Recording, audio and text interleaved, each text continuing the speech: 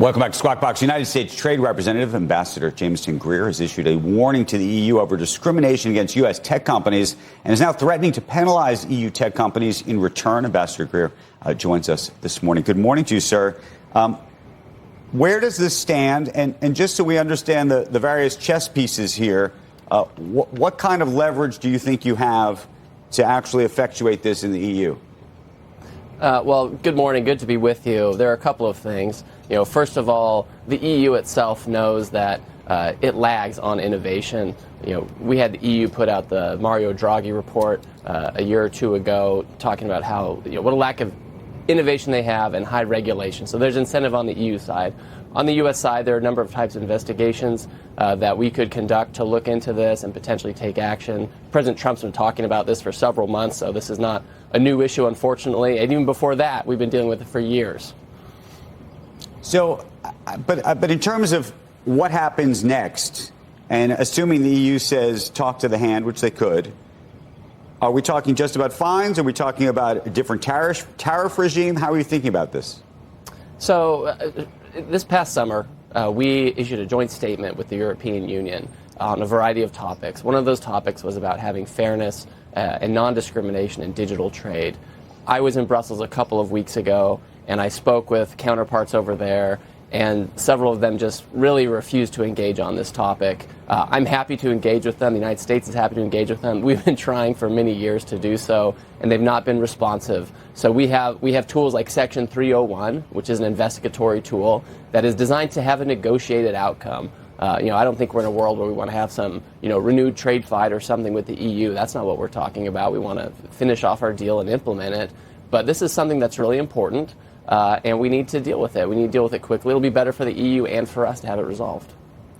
One of the things I wanted to ask you about was the president spoke, obviously, to the American public last night and talked about the $18 trillion, I think was the number he used, of investment pledges made into the U.S. as part of some of these tariff transactions or tariff deals with various countries. And I think the American public wants to understand the math behind that, because $18 trillion is an extraordinary amount of money. You look at some of the countries that have made these pledges, it's, close to their entire GDP. Over what period of time should we anticipate these deals actually coming to fruition? And I should also just mention that Bloomberg had done an analysis of this and suggested that, in fact, there were closer to only really $7 trillion, which, by the way, is still an extraordinary number, but in terms of measurable deals that we should be thinking about. Well, remember, the deals, they really have a couple parts to them. One is the investment headline numbers that you're talking about, which are really important. It's helping to reindustrialize America, and I'll talk a little bit about that. And the other part are what I'd call the pure trade issues, where they're opening our markets to us. They're taking their tariffs down. They're removing their non-tariff barriers. And on that part, a lot of that is already in progress or going through legislatures in foreign countries. On the investment piece, this past week we saw a new zinc smelter be announced by a Korean company.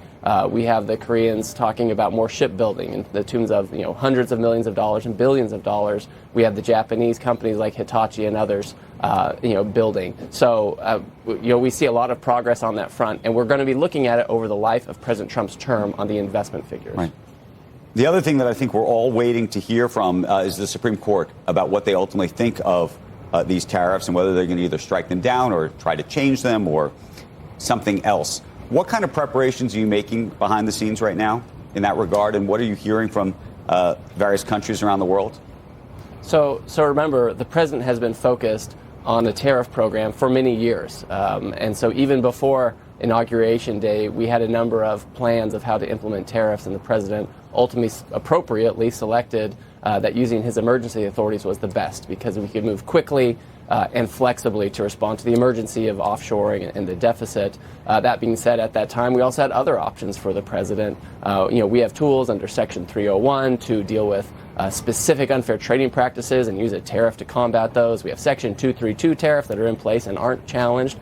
So tariffs are going to be part of the policy landscape going forward, regardless of what happens. We're pretty confident about the case, by the way. We laid out a pathway for success and for the Supreme Court to find for the government.